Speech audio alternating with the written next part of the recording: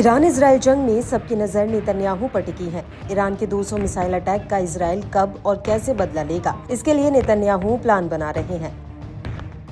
मगर उससे पहले ही ईरान ने खेल कर दिया है। ईरान ने ऐसा खेल रचा है जिससे कई देशों में खलबली मच गई है। यही वजह है कि ईरान पर हमला ना हो, इसके लिए कई देश अमेरिका के सामने त्राहिमाम करने लगे हैं। दरअसल ईरान ने साफ साफ कह दिया है कि अगर उसके तेल ठिकानों पर हमला हुआ तो खाड़ी देश के तेल ठिकाने भी सेफ नहीं रहेंगे। यही वजह है कि ईरान से बदला लेने में इजराइल को काफी मशक्कत करनी पड़ रही है। फिलहाल इजराइल अभी ईरान के तेल ठिकानों पर हमला करने की प्लानिंग कर रहा है।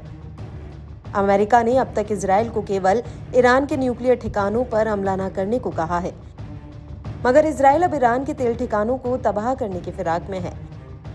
ईरान इससे पूरी तरह अवगत है, इसलिए उसने खुद को बचाने के लिए तेल के खेल से अपने पड़ोसी देशों को एक तरह से डराया है। ईरान के खिलाफ इजराइल के संभावित अटैक को देखते हुए खाड़ी देशों के कान खड़े हो गए हैं।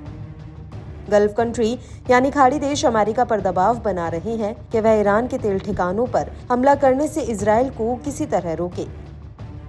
खाड़ी देशों को डर है कि अगर इजराइल और ईरान के बीच जंग बढ़ी तो ईरान समर्थित गुट उनके तेल ठिकानों पर भी हमला कर सकते हैं। समाचार एजेंसी रॉयटर्स के मुताबिक सऊदी अरब, संयुक्त अरब अमीरात और कतर समेत खाड़ी देश खुद को जंग में फंसने से बचाने की कोशिश कर रहे हैं। उन्होंने अमेरिका को साफ कह दिया है कि वे इजराइल को ईरान पर हमला करने के लिए अपने एयर स्पेस यानी हवाई क्षेत्र का इस्तेमाल नहीं करने देंगे।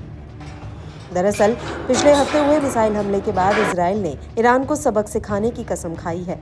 वहीं ईरान का कहना है कि अगर उस पर कोई हमला हुआ तो उसका जवाब उसे तबाह करके दिया जाएगा। इससे आशंका जताई जा रही है कि इस इलाके में बड़ी जंग छिड़ सकती है, जिसमें खाड़ी देशों के अलावा अमेरिका भी घिसट सकता है। दरअसल गैर अरब शिया देश ईरान लगातार अपने सुन्नी खाड़ी पड़ोसी देशों पर दबाव बना रहा है कि वे अमेरिका पर अपने प्रभाव का इस्तेमाल करें। ईरान को डर है कि इजराइल उसके तेल उत्पादन केंद्रों को निशाना बना सकता है। इसी के बाद खाड़ी देशों ने ये कदम उठाया है।